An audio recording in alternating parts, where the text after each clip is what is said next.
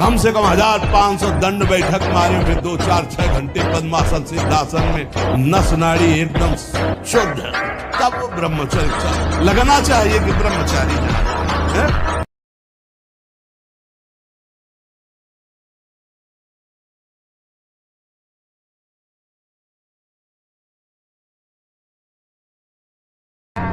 नियम लिया, निष्ठा ली, प्राण दे देंगे लेकिन बढ़ेंगे। ये वीर बहादुरों का मार्ग है, समझ रहे ना? हाँ, हर कदम सुदृढ़, नाम जपते हुए भगवान का भरोसा, हर मार्ग के जितने शिलाएं हैं, रोड़ाएं हैं, सब हटते चले जाएंगे। ये भगवान का मार्ग है, सूरवीर बने।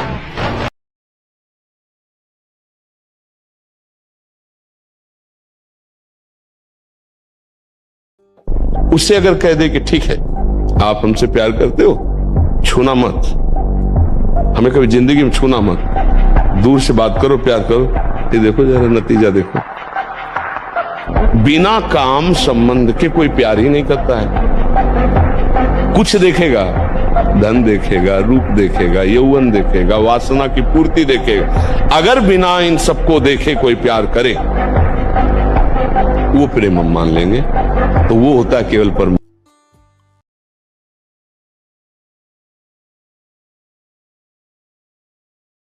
गुरुदेव भगवान, आपकी तरह अखंड ब्रह्मचर्य का पालन कैसे किया जाए, कृपया करके मुझे वो नियम बताएं।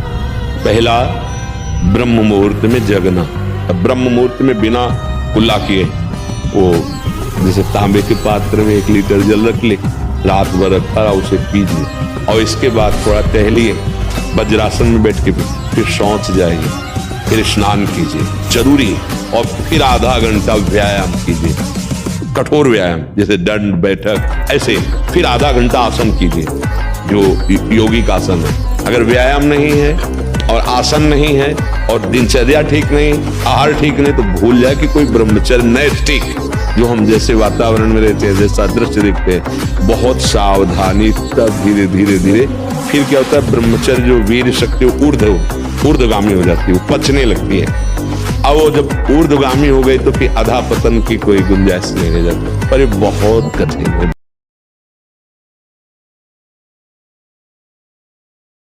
ऊर्ध्वगामी के लिए सिद्धासन अत्यंत आवश्यक है। अब सिद्धासन के लिए महाराज का शरीर काम नहीं करेगा।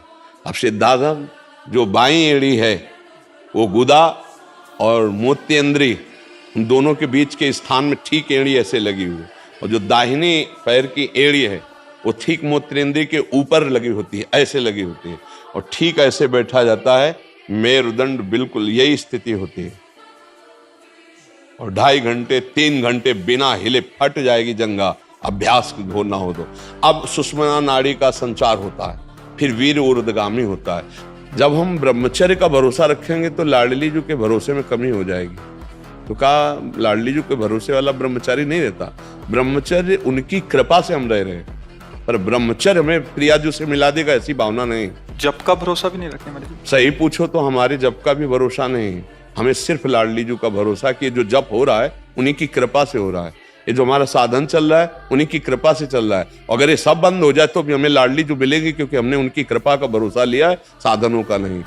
यदा यदा हि धर्मस्य, जब धर्म की हानि होती है, ग्लानिर्भवति भारत, जब अधर्म बढ़ता है, अभ्युत्थानम् धर्मस्य तदात्मानं सृजामि, तब मैं आता हूँ। परित्राणाय साधूनां, सज्जन लोगों की रक्षा के लिए मैं आता हूँ। विनाशाय च दुष्कृतां, दुष्टों का विनाश करने के लिए मैं आता हूँ। धर्म संस्थापनार्थाय, धर्म की स्थापना के लिए मैं आता हूँ। संभवामि युगे युगे, और युग युग में जन्म ले